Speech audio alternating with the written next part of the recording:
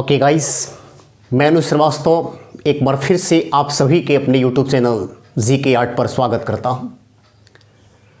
मुग़ल वंश के सभी राजाओं के बारे में हम लोग जानकारी हासिल कर लिए हैं और मुग़ल वंश के राजाओं के बाद जब औरंगज़ेब की मृत्यु हो जाती है तो औरंगज़ेब की मृत्यु के बाद मुग़ल वंश का पतन शुरू हो जाता है। इसलिए मुग़लों में अंतिम राजा औरंगज़ेब के बाद का जो समय था उस इतिहास को भारत में आधुनिक इतिहास कहा जाता है। तो भारत में आधुनिक इतिहास का समय औरंगज़ेब की मृत्यु के साथ ही शुरू होता है। जैसे कि आप सभी को पता है कि औरंगज़ेब की मृत्यु 3 मार्च 1707 को हुआ था और औरंगज़ेब की मृत्यु के साथ ही भारत में आधुनिक भारत की शुरुआत होती है। और यह आधुनिक भारत की शुरुआत 1707 से 1947 तक माना गया है। भारत में आधुनिक भारत का जो इतिहास है यह 1707 ईस्वी से लेकर 1947 ईस्वी तक माना गया है। अगर हम मुग़ल वंश की बात करें तो मुग़ल वंश का शासन 1526 में बाबर के द्वारा मुग़ल वंश की स्थापना के साथ ही शुरू किया गया और यह मुग़ल वंश का शासन चलता है 1707 ईस्वी तक। याद रखेंगे, कुछ लोग कहते हैं कि मुग़ल वंश के शासन को हमने पढ़ा है 1857 ईस्वी तक, क्योंकि 1857 ईस्वी में मुग़ल वंश के अंतिम शासक बहादुर शाह जफ़र द्वितीय भारतीय सैनिकों का साथ दिया था। लेकिन ये सच्चाई नहीं है। सच्चाई यही है कि मुग़ल वंश का शासन औरंगज़ेब की मृत्यु के साथ ही समाप्त हो गया था। औरंगज़ेब की मृत्यु के बाद मुग़ल वंश के आगे जो उत्तराधिकारी रहे वो मुग़ल राजाओं की तरह उतने शक्तिशाली नहीं थे। उनके पास प्रशासनिक गुणों का अभाव था, इसलिए उनका शासन बहुत ही कमज़ोर रहा और ज़्यादा उत्तराधिकार की लड़ाइयाँ उनके समय देखने को मिली। वो नाम मात्र के शासक बन के रह गए। उन्हें अपने शासन कार्य को करने के लिए किसी दूसरे का सहारा तक लेना पड़ा था। तो इसीलिए 1707 ईस्वी तक ये मुग़ल वंश का शासन स्थापित माना जाता है। और 1707 ईस्वी के बाद अगर हम देखें 1707 ईस्वी से लेकर 1857 ईस्वी तक के शासन को देखें तो इसे हम कहते हैं उत्तरवर्ती मुग़ल वंश। उत्तरवर्ती मुग़ल वंश, तो ये उत्तरवर्ती मुग़ल वंश कहलाता है। यानी औरंगज़ेब की मृत्यु के बाद जो उनके उत्तराधिकारी सब हुए या फिर उनके आगे चलकर और भी जो उत्तराधिकारी हुए, उन सब राजाओं की स्थिति पूर्व मुग़ल वंश के राजाओं की तरह उतना नहीं था। वो उतने अच्छे ढंग से प्रशासन स्थापित नहीं कर पाए, क्योंकि मुग़ल वंश के राजा अपने बलबूते पर प्रशासनिक व्यवस्थाओं को कायम किए थे, लेकिन उत्तरवर्ती मुग़ल वंश के राजा बनने के लिए दूसरे की सहायता अधिक लिए हैं। तो मुग़ल वंश के पार्ट को हम 2 भागों में बांटकर चलते हैं। एक औरंगज़ेब के समय तक, बाबर से लेकर औरंगज़ेब तक ये मुग़ल वंश 1526 से 1707, और 1707 ईस्वी में जब औरंगज़ेब की मृत्यु हो जाती है तो 1707 ईस्वी के बाद उत्तरवर्ती मुग़ल वंश का शासन चलता है 1707 ईस्वी से 1857 ईस्वी तक। और 1857 में भारत में हुए सिपाही विद्रोह के बाद मुग़ल वंश हमेशा के लिए समाप्त हो गया था। मुग़लों के अंतिम राजा बहादुर शाह जफ़र द्वितीय को रंगून भेज दिया गया था और वहीं पर उनकी मृत्यु हो गई थी। तो उत्तरवर्ती मुग़ल वंश 1707 से लेकर 1857 तक है। और 1857 ईस्वी के बाद अगर देखा जाए तो भारत में ईस्ट इंडिया कंपनी का आगमन, अंग्रेज़ों का हुकूमत शुरू होता है और फिर इन अंग्रेज़ों को देश से बाहर भगाने के लिए भारतीय राष्ट्रीय आंदोलनों की शुरुआत होती है जो 1947 तक चलता है। इस तरह से अगर देखें तो 1707 ईस्वी से लेकर 1947 तक का समय भारतीय इतिहास में आधुनिक इतिहास या आधुनिक भारत के नाम से जाना जाता है।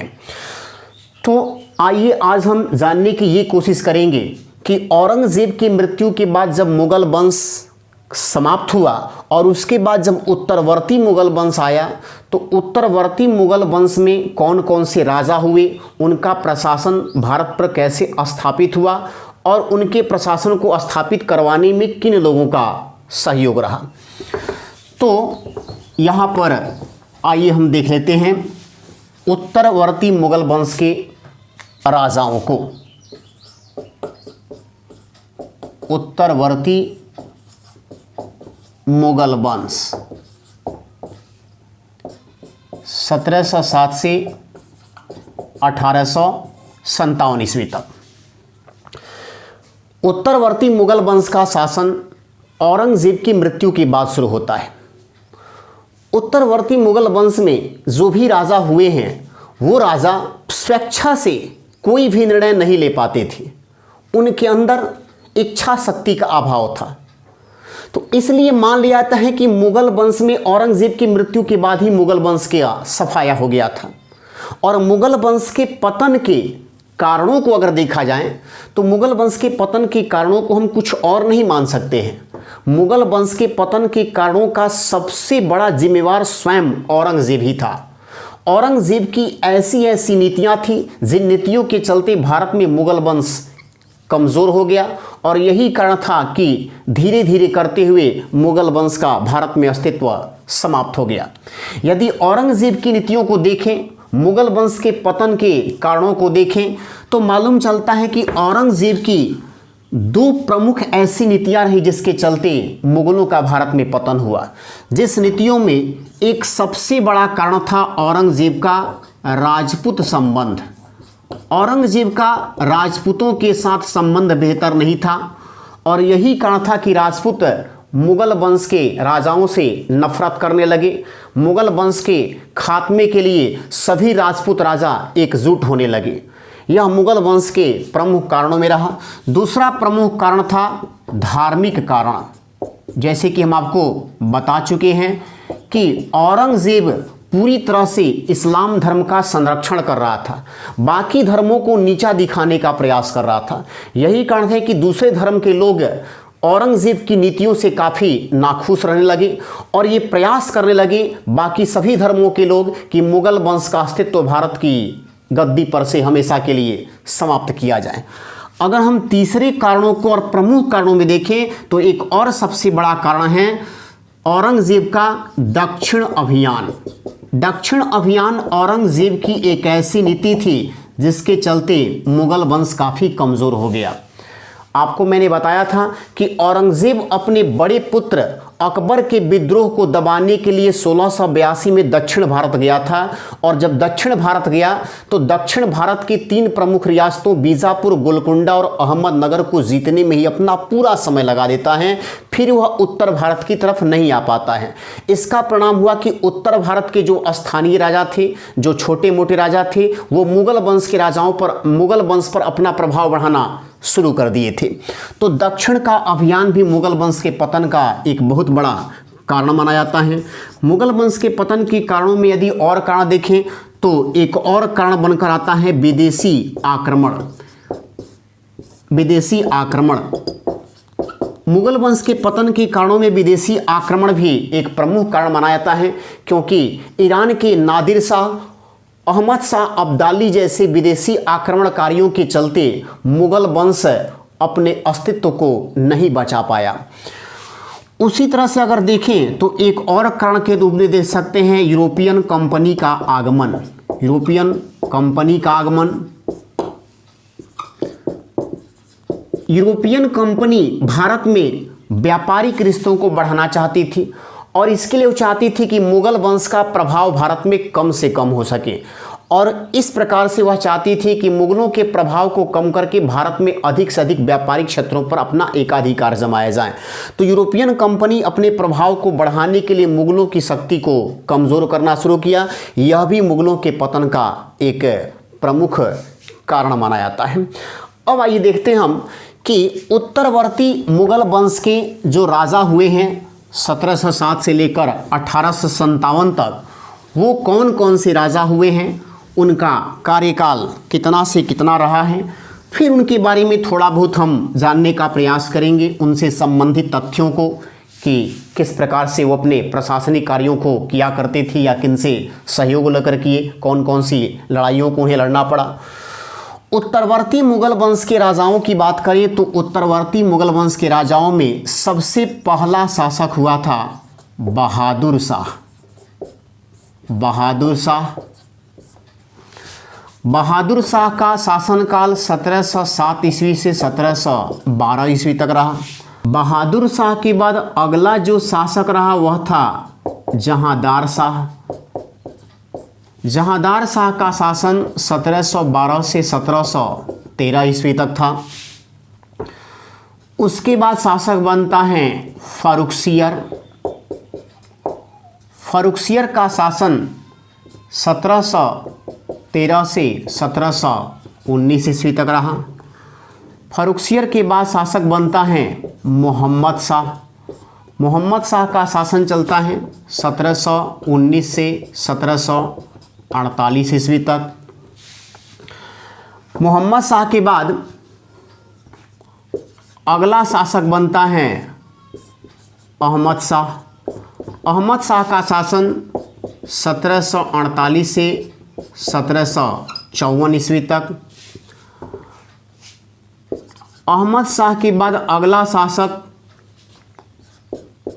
आलमगीर द्वितीय। आलमगीर द्वितीय का शासन चलता है 1754 से 1759 ईस्वी तक। उसके बाद अगला शासक बनता है शाह आलम द्वितीय। शाह आलम द्वितीय का शासनकाल 1759 से 1806 ईस्वी तक। फिर शासक बनता है अकबर द्वितीय। अकबर द्वितीय का शासनकाल चलता है 1806 से 1837 ईस्वी तक। और फिर उत्तरवर्ती मुगल वंश के अंतिम शासक बहादुर शाह जफर द्वितीय का शासन चलता है 1837 से लेकर 1857 ईस्वी तक। तो ये उत्तरवर्ती मुगल काल के राजा हैं। इतने राजाओं ने मुगल वंश में औरंगजेब की मृत्यु के बाद शासन किया था। इसमें मुगलों का अंतिम राजा रहा बहादुर शाह जफर द्वितीय। 1857 की क्रांति के बाद इनको अंग्रेज़ों ने रंगून भेज दिया था और यहीं रंगून में 1862 में इनकी मृत्यु हो गई थी। अब देखिए, कभी कभी एग्जाम में जैसे पूछता है उत्तरवर्ती मुगल सम्राटों का सही क्रम क्या है, सही क्रम सजाने के लिए देगा या पूछ देगा कि अहमद शाह के बाद भारत में उत्तरवर्ती मुगल वंश में अगला राजा कौन बना था। तो इस कंसेप्ट को थोड़ा सा याद करना हमारे लिए बहुत ही ज़रूरी है कि कैसे याद करेंगे। तो इसको आप इस तरह से याद कर लेंगे, बजाओ FM अहमद आलम साहब। ये हमने एक ट्रिक लिखा इसका, उत्तरवर्ती मुगल वंश के राजाओं का, बजाओ FM अहमद आलम साहब। और इससे वो सारे राजा निकल कर आएंगे। उत्तरवर्ती मुगल वंश के जो भी राजा बने हैं उन सारे राजाओं का इसमें आपको लिस्ट मिल जाएगा इसी ट्रिक में, बजाओ FM अहमद आलम साहब। तो देखिए, ब से हो जाएगा आपका पहला बहादुर शाह। यहाँ पर देखिए बहादुर शाह, ब से बहादुर शाह हो गया। और जाओं से सीधे बना देंगे इस पूरे से जहांदार शाह। ये जाओं से सीधे बना देंगे जहांदार शाह। फिर देखें एफ जो है, ये देखिए यहाँ पर तीन लिखे हमने, फारुखसियर को लिखेंगे एफ से। और एम देखिए यहाँ पर एम मोहम्मद शाह, ये चौथा शासक। उसके बाद देखिए पांचवा शासक अहमद शाह, अहमद। फिर है आलम हो गया आपको आलमगीर द्वितीय छठा शासक। फिर यहाँ पर शाह, इतना से लेकर पूरा एक वर्ड बना लेंगे, शाह आलम द्वितीय, ये सातवां ये बन गया शाह आलम द्वितीय। और ये ए से आपका आठवां जो बन रहा है वो है आपका अकबर द्वितीय। और यहाँ पर देखिए बी है, तो बी से आपका हो जाएगा 9 नंबर, यानी बहादुर शाह जफर द्वितीय। तो बजाओ FM अहमद आलम साहब, ब से बहादुर शाह, जाओ से जहांदार शाह, बजाओ। फिर FM, F से फर्रुखसियर, M से मोहम्मद शाह, FM अहमद आलम, अहमद से अहमद शाह, आलम से आलमगीर द्वितीय, अहमद आलम साहब, तो साहब जब लिखेंगे तो शाह से हो जाएगा शाह आलम द्वितीय, और ए जो है उससे बन जाएगा अकबर द्वितीय, और बी से आपका बन जाएगा बहादुर शाह जफर द्वितीय।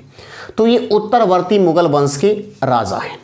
अब आइए देखते हैं कि उत्तरवर्ती काल के मुगल वंश के जो राजा रहे उनमें सबसे पहला जो शासक बना था वो कौन बना था? बहादुर शाह, जिसका शासन काल चला था 1707 से लेकर 1712 ईस्वी तक।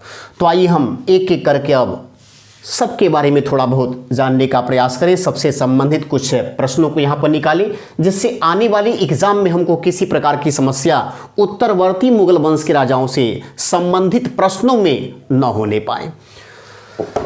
तो सबसे पहले हम जानेंगे बहादुर शाह के बारे में। हम आपको बता दें कि जब औरंगजेब की मृत्यु होती है 3 मार्च 1707 को, तो उस समय औरंगजेब का शासन भारत में 21 प्रांतों से चल रहा था। यानी औरंगजेब 21 प्रांतों के माध्यम से भारत में शासन कर रहा था।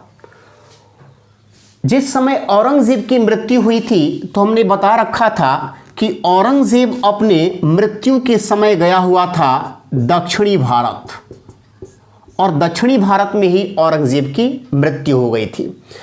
जब औरंगजेब की अभी मृत्यु नहीं हुई थी तब भी मैंने आपको बताया था एक घटना कि औरंगजेब का सबसे बड़ा पुत्र जो अकबर था, वह अकबर औरंगजेब के खिलाफ बगावत कर देता है 1682 में राजा बनने को लेकर।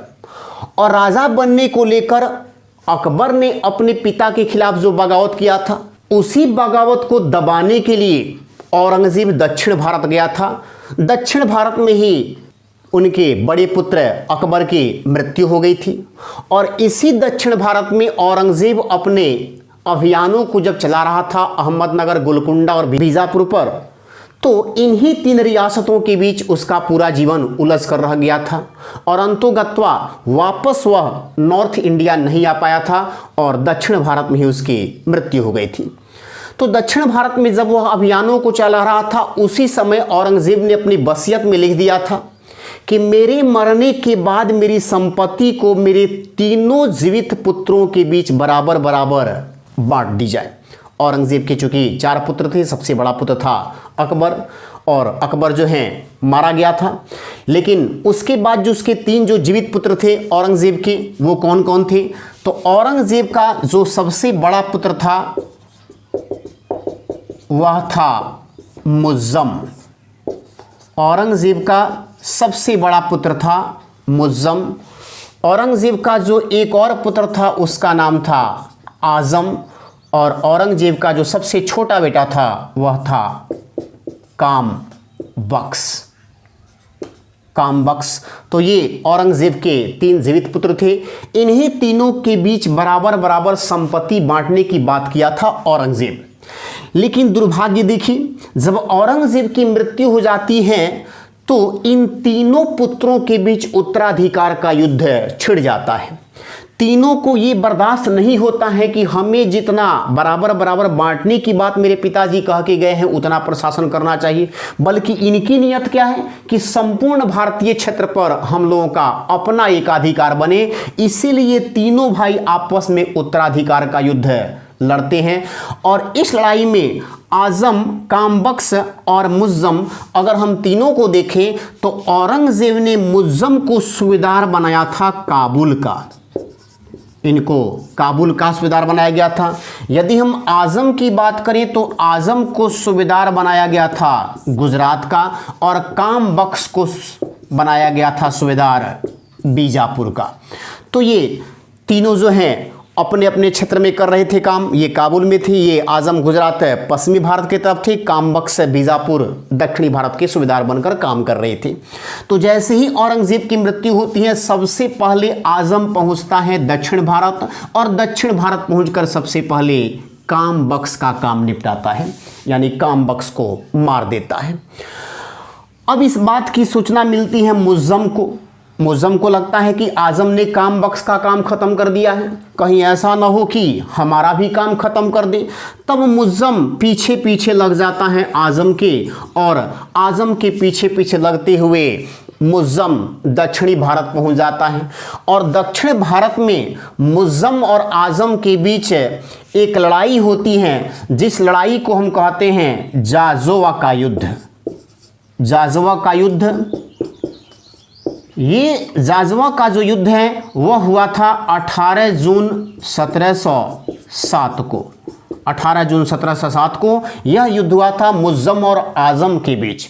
इस युद्ध के बारे में कहा जाता है कि 65 साल के मुअज्जम ने अपने भाई आजम के युद्ध मैदान में ही हत्या कर दी थी, और इस हत्या के करने के बाद मुअज्जम अकेला अब बच जाता है और भारत की गद्दी पर नए शासक के तौर पर अपना राज्याभिषेक कराता है।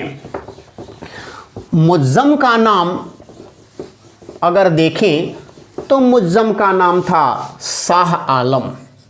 मुअज्जम शाह आलम के नाम से जाना जाता था, और इसी मुअज्जम ने गद्दी पर बैठते समय उपाधि धारण की थी बहादुर शाह की।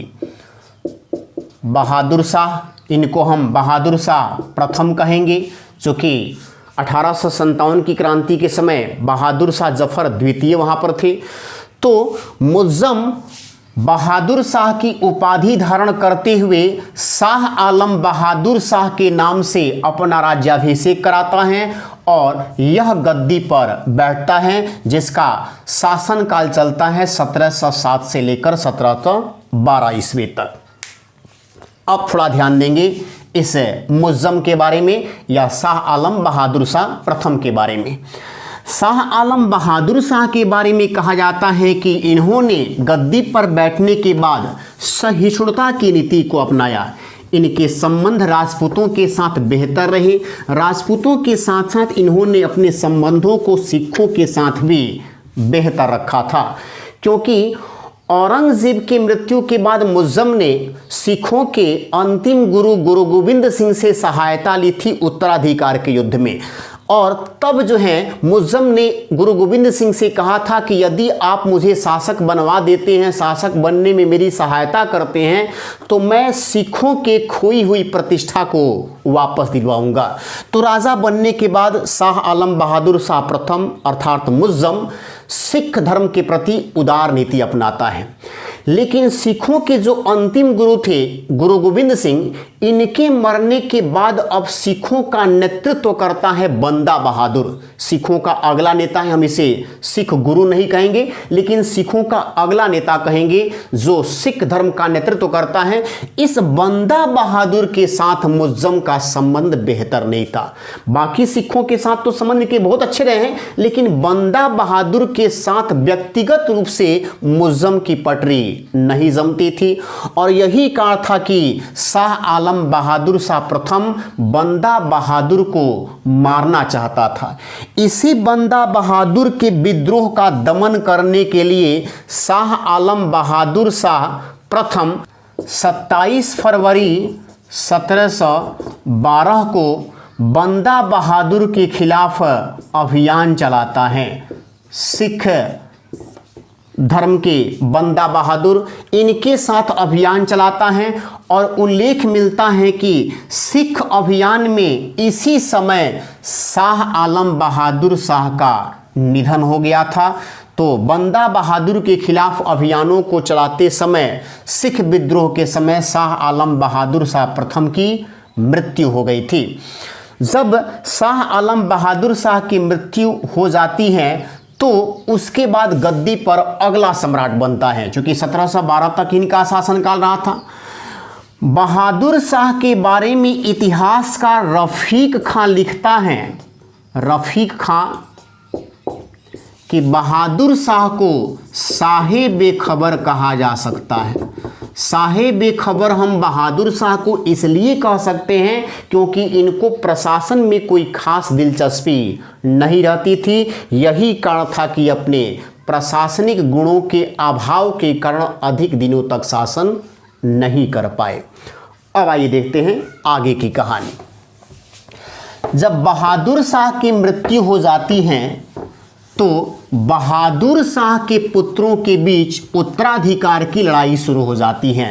राजा बनने को लेकर उत्तराधिकार की लड़ाई शुरू हो जाती है। बहादुर शाह के अगर हम बारे में बात करें तो बहादुर शाह के 4 पुत्र थे। इन 4 पुत्रों को अगर हम देखें, बहादुर शाह कि जो 4 पुत्र थे, उन 4 पुत्रों में सबसे बड़ा पुत्र था जहांदर शाह। जहांदर शाह। उसके बाद जो अगला पुत्र था वह था अजीमुस्सान। अजीमुस्सान के बाद बहादुर शाह का जो अगला लड़का था वह था रफ़ी-उस-शान। और रफ़ी-उस-शान के बाद जो अगला राजा था वह था जहांशान। जहांशान। तो ये बहादुर शाह के 4 पुत्र थे।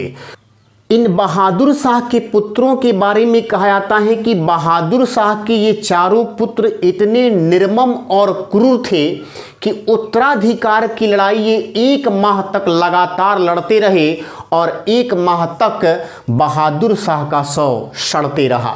तब उत्तराधिकार के युद्ध में जहांदार शाह की जीत होती है और अंतोगत्वा 1 महीने के बाद बहादुर शाह को दफन किया जाता है। तो जहांदार शाह को रियासत मिलता है। जहांदार शाह उत्तराधिकार की लड़ाई में अपने छोटे भाई अजीज-उस्मान, रफ़ी-उस-शान और जहांशान तीनों की हत्या कर देता है। और इन तीनों की हत्या करने में जहांदार शाह का सबसे बड़ा साथ दिया था ईरानी जुल्फ़िकार अली। यह ईरानी व्यक्ति था जुल्फ़िकार अली। जुल्फ़िकार अली कौन था? जुल्फ़िकार अली था औरंगजेब के विश्वास पात्र सेनापति असद खां का पुत्र।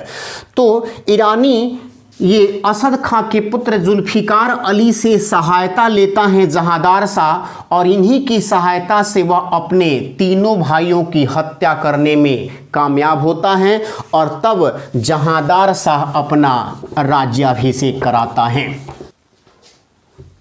राजा बनने के बाद जहांदार शाह अपना वजीर जुल्फ़िकार अली को बनाता है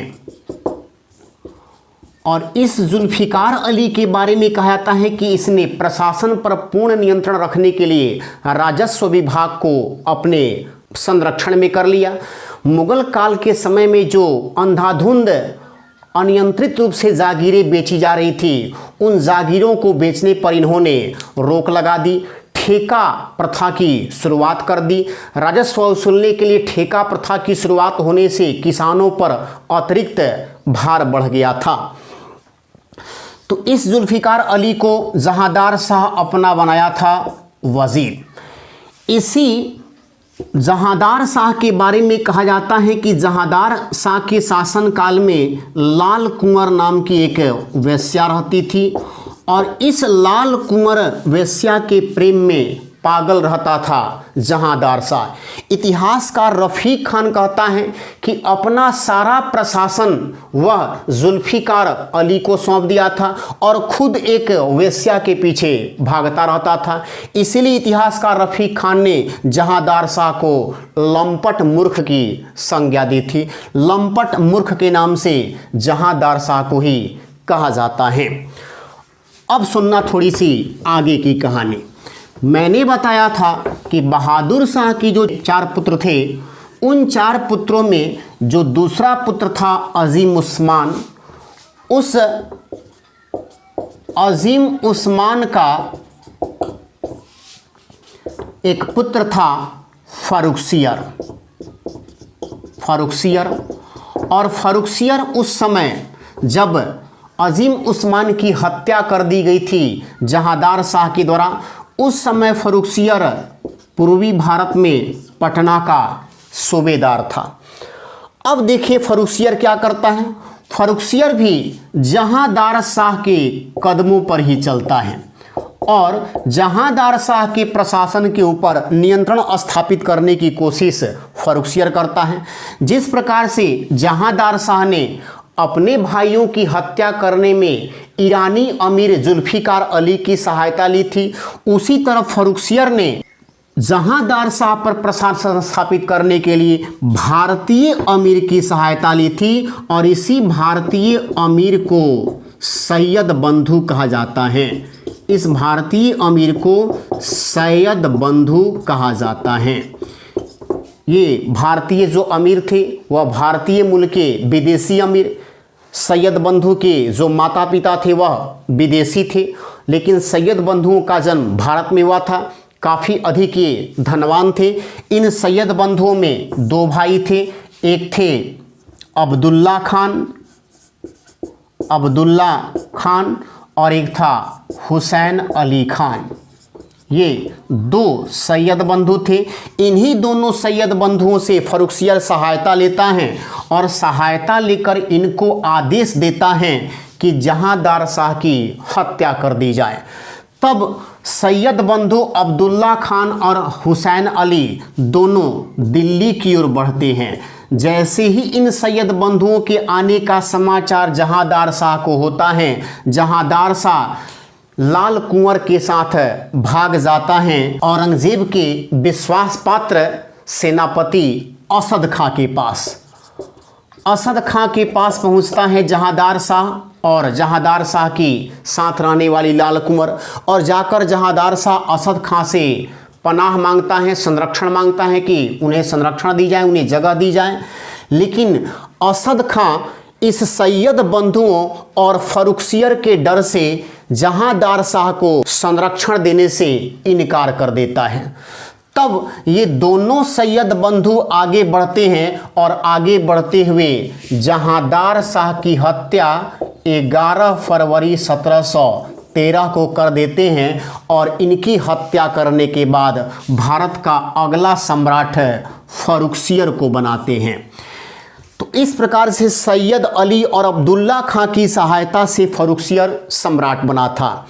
इस अब्दुल्ला खां और हुसैन अली अर्थात सैयद बंधुओं को भारत में शासक निर्माता या किंग मेकर कहा जाता है, क्योंकि उत्तरवर्ती मुगल काल में के समय में अमीरों का प्रभाव मुगल वंश पर पड़ना शुरू हो गया था। अमीर ये दोनों सैयद बंधु जिसे चाहते थे उसे राजा बनवा सकते थे। तो फर्रुखसियर को इन्होंने अगला राजा बनाया। जहांदार शाह के शासन की समाप्ति के बाद जहांदार शाह मात्र 11 महीने तक ही शासन कर पाया था। उसके बाद फर्रुखसियर का राज्याभिषेक होता है। फर्रुखसियर का राज्याभिषेक होता है 1713 से इनका शासनकाल चलता है 1719 ईस्वी तक। फर्रुखसियर जब सम्राट बनता है तो सम्राट बनने के बाद सबसे पहले जिन लोगों की सहायता से वह सम्राट बना था यानी सैयद बंधुओं में अब्दुल्ला खां को अपना वजीर बनाता है, जबकि हुसैन अली खां को मीर बख्शी बनाता है। मीर बख्शी अर्थात सेनापति बनाता है। हुसैन अली खां को मीर बख्शी बनाया और अब्दुल्ला खां को अपना वजीर बनाता है और तब फर्रुखसियर शासन करना प्रारंभ कर देता है। तो फर्रुखसियर राजा के तौर पर कैसे काम करेगा, इन सब बातों की जानकारी हम अगले क्लास में लेंगे। तब तक आपसे विदा लेते हैं। धन्यवाद।